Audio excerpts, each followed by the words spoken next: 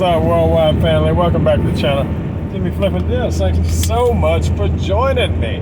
Oh, another fun-filled day, right? Is that light? I don't think that matters. Either way, I'm not using it. So, no, welcome back. I am for those that don't know, I'm a full-time reseller who earns a living off of selling things to people on eBay, Amazon, you name it, I'm there pretty well. And hopefully that makes a living. Today, currently, I'm on the way to go see some family, which, in all honesty, it's in a neighboring town that I normally would not drive to, so it's out of my hunting zone, right? And it's a small town, but it does open me up to one more Walmart and three more thrift stores. So definitely have something to do when I get done with going to see them, and hopefully I can make some money off of it, right? Mostly I'm retail arbitrage, but I definitely, as clearance slows down, I definitely do fall back on thrift arbitrage. Matter of fact, I had expected, I'd flipped my schedule around. I'm back to days. For those that have been watching, I've kind of been up and down as far as hours go, getting used to this newfound freedom of no longer keeping a 9 to 5 or whatever the heck that job was to me. So, but I am back on days, and the intention originally was to wake up and do garage sales today, because I think that would have been super cool. I don't know yet about footage from those. I do believe I'm not into editing or anything, right? But I do believe eventually that not only are the stores going to be a part of this channel, that I believe the garage sales are going to be a part of this channel, possibly flea markets, the whole bit on that side of it. Right now, it's me prepping, me working, me going back and forth and letting you know how my life as a reseller goes. So ultimately, eventually, I do believe this channel has other places to move, but I'm enjoying this too, and I appreciate y'all enjoying it too. I do see the numbers tick up from where higher than they've been in a year, almost a year that this channel's been in existence. Now the numbers are still real low, but relative to zero, we're getting somewhere. So I am happy about that. But like I said, 3 thrift stores and one Walmart. Instead of going garage selling, because I am going to see family today. We've got a member of the family with a birthday, so I'm going to go spend an hour or two over there and then do some shopping, right? I know yesterday, my last video, I had met my sales quota for the day, and that always produces some anxiety, regardless if there's days that I make double and triple, especially new to being fully reliant on this reselling thing in order to pay the bills. So, but I went ahead and I went to bed last night because I had stayed up way too long in order to flip my hours right. And when I woke up this morning, on yesterday's time clock, I got 2 more orders, which made me right at within $1 or $2, literally, of meeting my sales quota for the day yesterday to take care of base bills and taxes. So phenomenal. I don't know really in the last 2 weeks that I've with this newfound freedom, I don't know that there might have been one day I haven't actually made the quota. I say that so far it's been rough today, but we're early. We are early. But then, like I say, some days are double and triple. So definitely doing good. And this is, let's be realistic, for the resellers that are watching, this is among the slowest time of the year.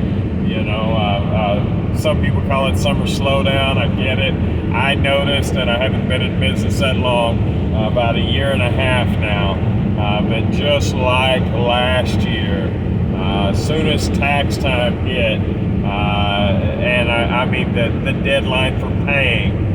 We get that surge from mid.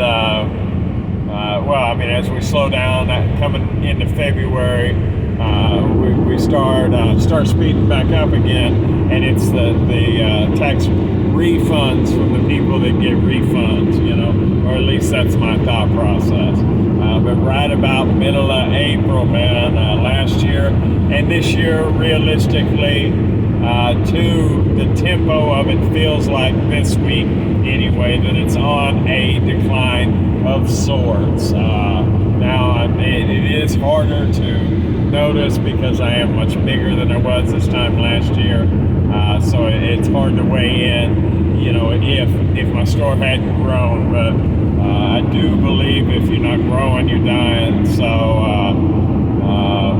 I can't see staying the same. I believe that opens you up to a lot of issues with market instabilities and whatnot. And there's a lot of variables in play, but nevertheless, I have been growing. So business, even though the tempo seems to be changing at the moment, it is a lot better than it was this time last year, and hopefully that continues to be the case, because I'm relying on it now rather than it being something that I was doing for fun, trying to eliminate a few bills, right? And I mean, not even 6 months ago I was talking about, well, I may not be making enough to pay everything, but at least I'm making enough to cover the light bill or cover the water bill. And wherever you are in the reselling journey, whether you're at that stage or far beyond it, I know you can